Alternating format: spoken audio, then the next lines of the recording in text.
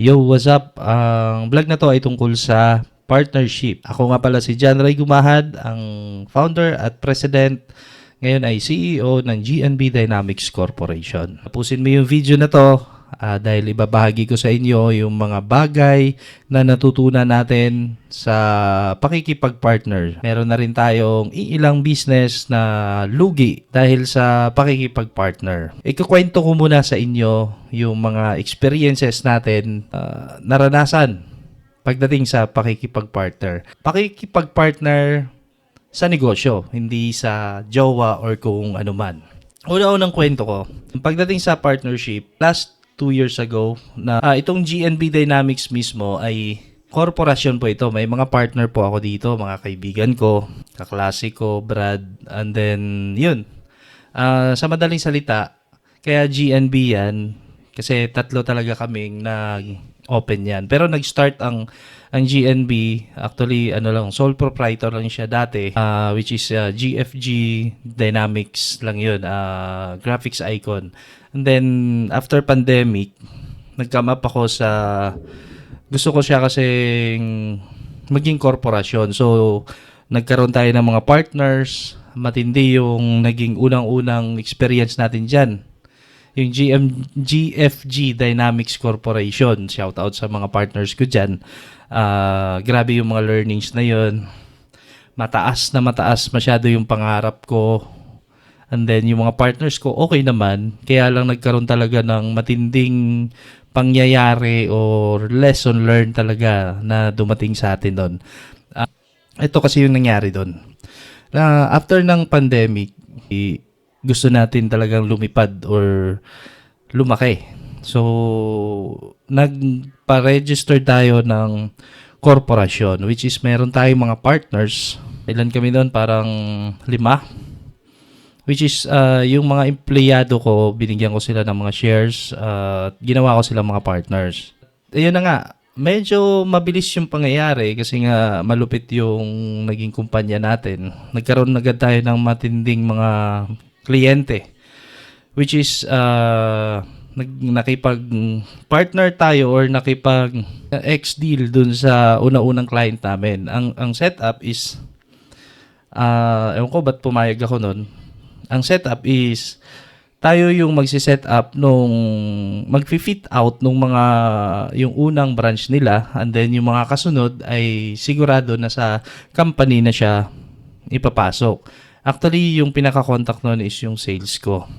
Ngayon, ang nangyari, ilang branch ba yun? Parang dalawang fit out. And then meron din kaming project no na kiosk, which is ilang unit din yung ginawa namin.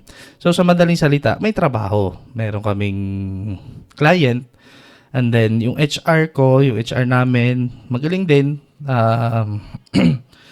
Nakapag-hire din naman agad ng mga tao.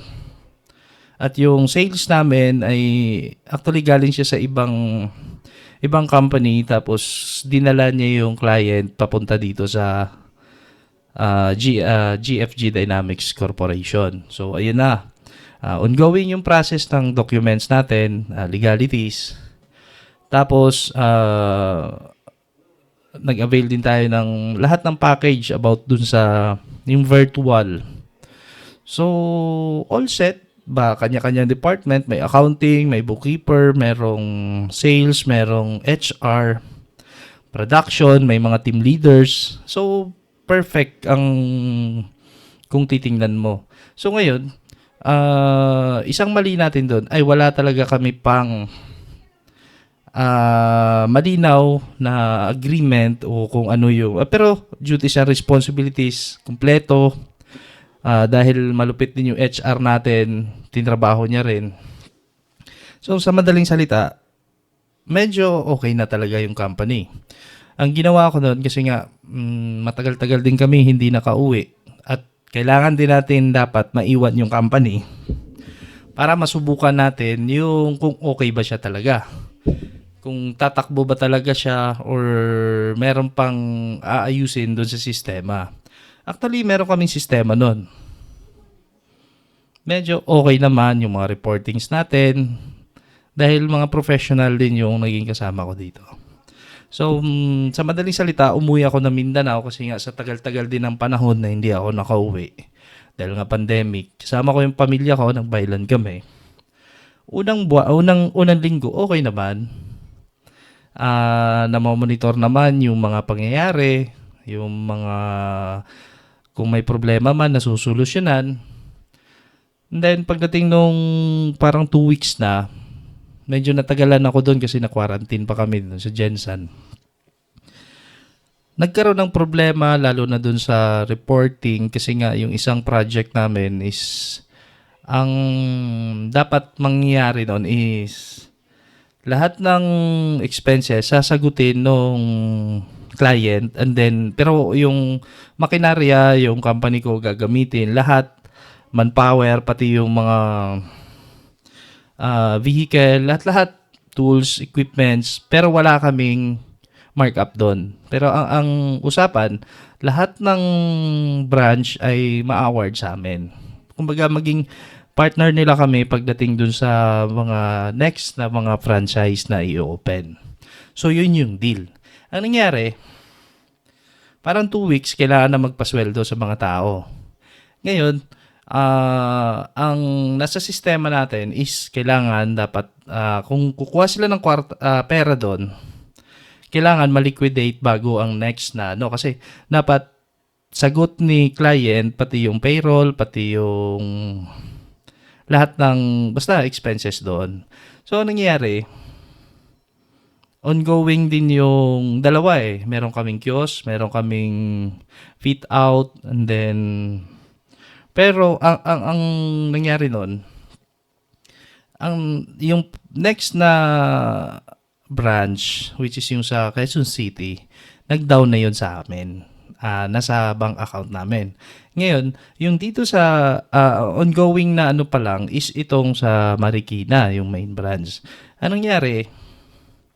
Yun nga, medyo nagulo at lahat ng kinukuha na pera na cash dito, parang na-divert nila kung saan-saan. So ngayon, pagdating ng payroll, kailangan nung main branch yung client na makita yung liquidation, which is normal naman yun, para makapagbigay ng next na pondo or funds para dun sa pasweldo o kung ano man. So anong nangyari? Dahil sa hindi coordinated, nagkaroon ng ano tawag nito, miscommunication. Tapos yung accountant, yung bookkeeper natin, hindi nakasunod dun sa reports, hindi agad dahil may cut off tayo nun every 25 dapat cut off ng payroll, isi-send na nila sa akin para ma-review ko din at the same time mapaghandaan din kung may pondo o wala para makahanap or maka-collection din. So, anong nangyari? Na-send nila parang nasa 30 na yon. Tapos, ang swelduhan, next, kinabukasan na. So, delay na yung reports, delay din yung payroll. Kumbaga, hindi nasunod yung sistema. Ngayon, nagkandalit-silit na nagkaroon ng problema. Sa akin, hindi ko rin maibigay yung pondo kasi nga wala ding reports na dumating sa akin. So, sa madaling salita, ang nag-suffer nun yung mga empleyado. Di nagkagulo-gulo na. Yung mga empleyado hindi na pumasok. Parang iniwanan nila yung trabaho. Tas ako noon, nagmadali akong bumalik dito. Within 3 days ata, dumating ako rito. Ngayon, pagdating ko dito, actually na-solve naman ang problema, ginawa naman ng paraan. Kaya lang yung ibang empleyado ay hindi na pumasok. Hindi na sila nag-report, hindi na nagpakita. Tapos yung sales ko, ang ginawa niya, yung sa isang, yung parang binaypass, o hindi naman binaypass, parang binaliwala yung company. Kumbaga, iniwanan at nagtayo siya ng sarili niyang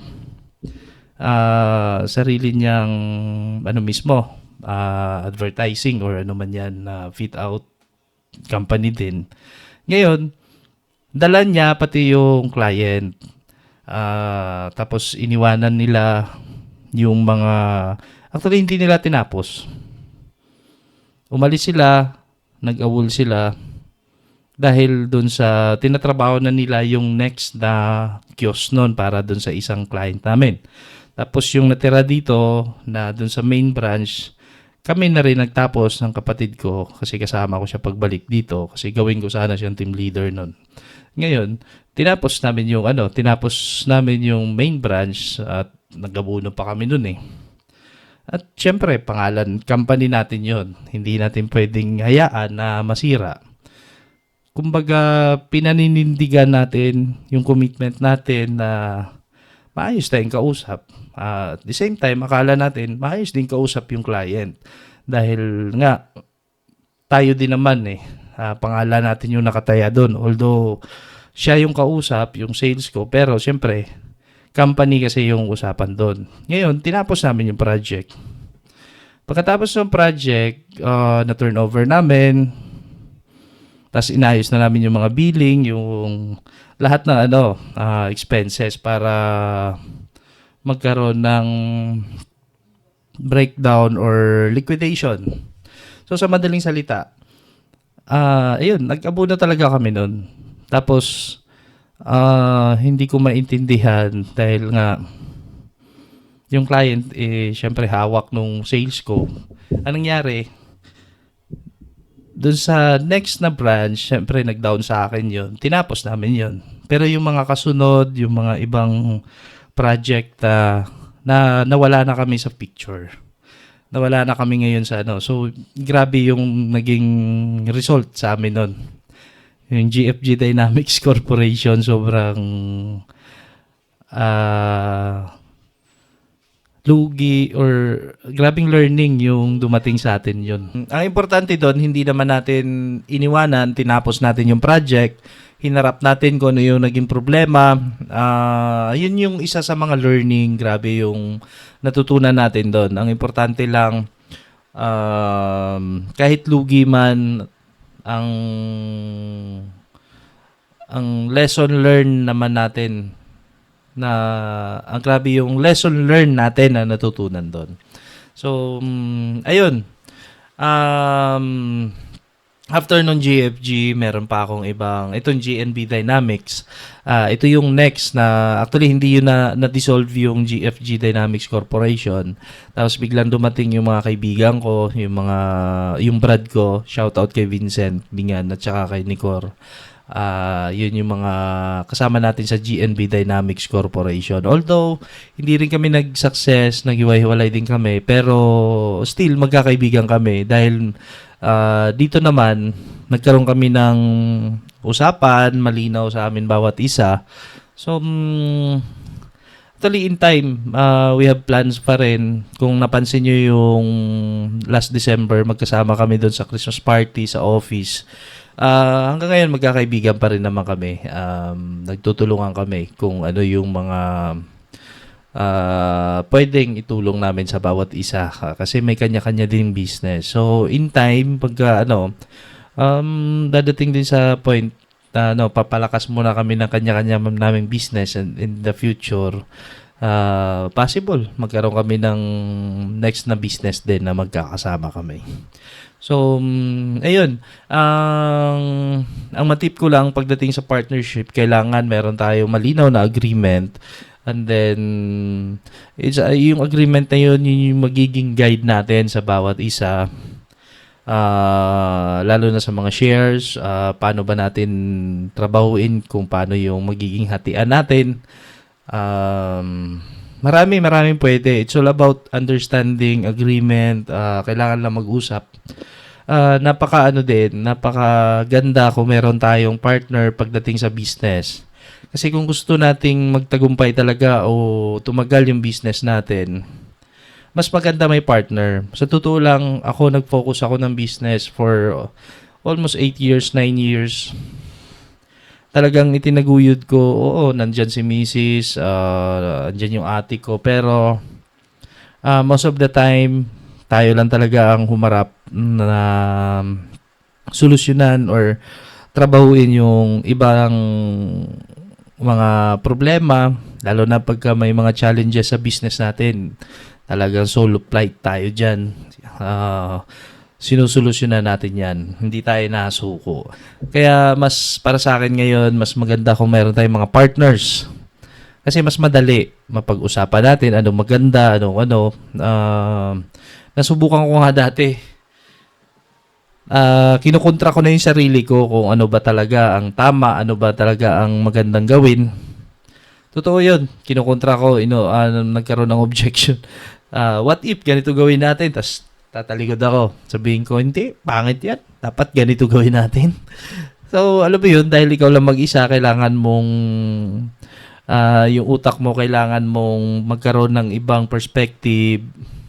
Kailangan mong mag-negative dun sa, ano tawag yan, kailangan kalabanin mo or yung idea mo, kailangan kontrahin mo yon. Pero at the end of the day, hindi pa rin uubra kasi ikaw pa rin niloloko mo lang yung sarili mo. Ganun yun nangyari. So, pagka may partner ka, mas madali, although mas matagal talaga ang decision making, pero in the long run, mas maganda kung meron talaga. Sa umpisa, mas maganda kung solo ka, sole proprietor o ikaw mismo, dalawa kayo ni misis mo, kasi mas mabilis yung decision making. Pero pagka nasubukan mo na yung medyo dumanas ka na sa mahirap, matinding hirap, problema, at nakatry ka ng partnership, meron kang ibang kasama, pagsolusyon ng mga problems, mas mabilis, mas maganda. So, pangalawang is kailangan lang din meron tayo, bukod sa agreement, dapat we respect each other. Kasi minsan doon nagkakaumpisa yung misunderstanding yung wala tayong respeto sa bawat isa. Para sa akin ngayon, kailangan lang may respeto tayo. Tulad niyan, may business yung partner ko sa GNB Dynamics, yung mga kaibigan ko. So I respect dahil kailangan din nila yung time nila doon. Hindi naman pwedeng hindi ako mag-execute dahil nga kaya ko naman. Pero hanggang sa nagkaroon kami ng kasunduan na mag-focus muna kami sa kanya-kanya naming business. Kasi nga, narespeto naman natin yung decision nila. Although, ganun din naman sa atin. Narespeto din naman nila kung ano yung naging decision ko. So, at the end of the day, magkakaibigan pa rin naman kami. So, ngayon, ganun naman sa sa partnership. Parang pag-aasawa din. Ay, hindi pala ako marunong dun. Ganun din naman ata siguro yun. Kailangan lang natin respetuhin yung partner natin, intindihin natin kung anong nila, kahilingan or sa give and take lang. Hindi madali ang magkaroon ng partner sa business o sa buhay.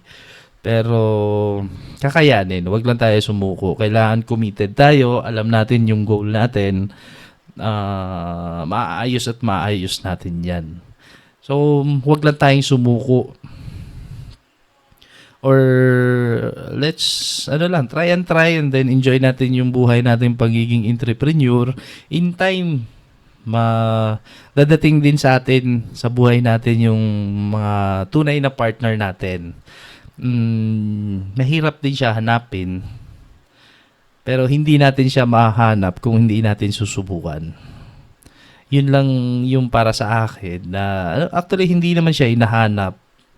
Keep on trying lang talaga basta pag ginusto mo, trabahuin mo, subukan mo, dadating at dadating naman yan. Sa akin ngayon, hindi ko pa naman masabi na dumating na sa buhay ko bilang entrepreneur yung mga partners ko. Pero I keep on trying pa rin.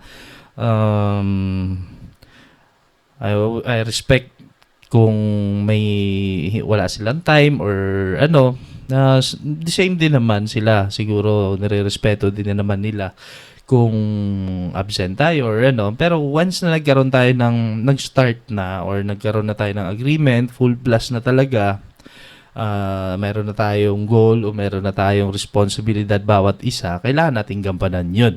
So, hindi pwedeng, sige, all in ako dyan, in ako, okay ako. Pero kung alam mo naman sa sarili mong hindi mo kayang gampanan, magsabi ka na ahead of time. Kasi nga, masyadong unfair naman yon sa ibang nagtatrabaho na maayos.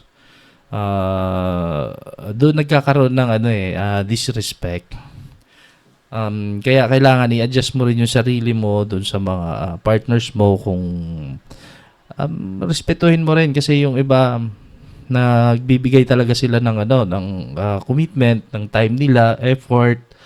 So, tapos ikaw pa-easy-easy ka lang, 'di ba?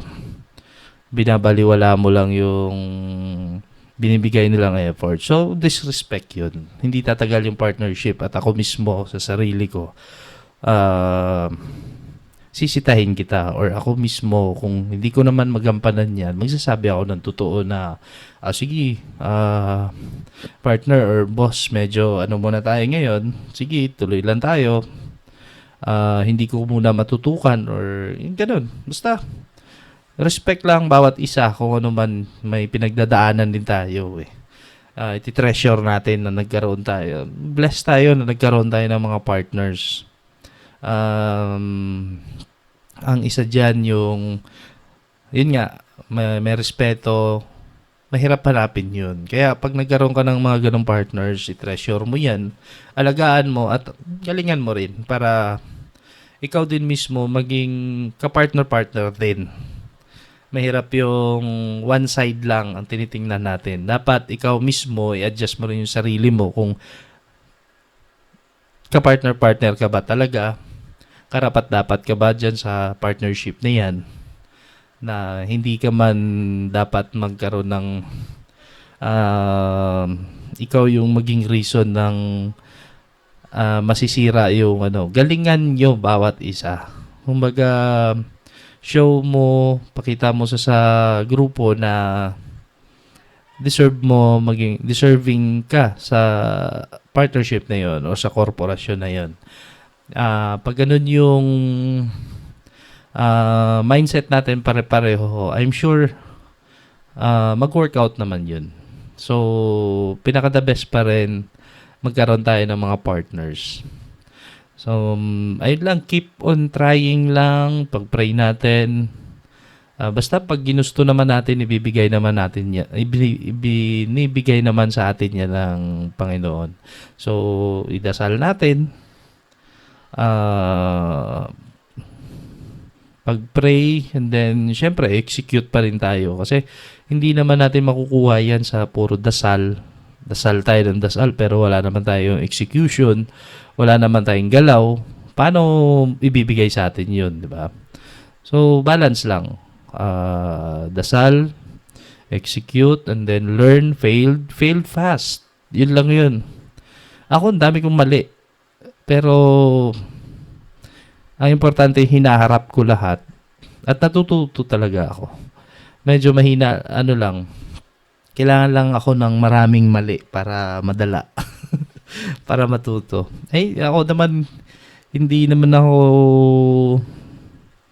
natatakot magkamali. At sinisigurado ko naman, pag nagkamali ako sa mga venture na yan, wala akong tinatapakang tao. Kung meron man, haharapin ko yun. Humingi ako ng patawad, humingi ako ng pasensya na, sorry, hindi talaga ako dyan. Ayoko ng ganyan. Basta be honest lang with each other. Yun lang. Yun nga, sabi nga nila, 2 is better than 1. Mas madami, mas madali, mas masaya, mas malayo ang mararating. Kaya, pagdasal natin, bawat isa, na dadating din sa atin yung partner natin sa buhay o sa business. Enjoy lang natin. Yun lang. Wag lang tayong sumuko, wag tayo mawala ng pag-asa. Sigurado ibibigay naman talaga sa atin yun. Maniwala tayo, pagdasal natin. Hanggang doon lang. Maraming salamat.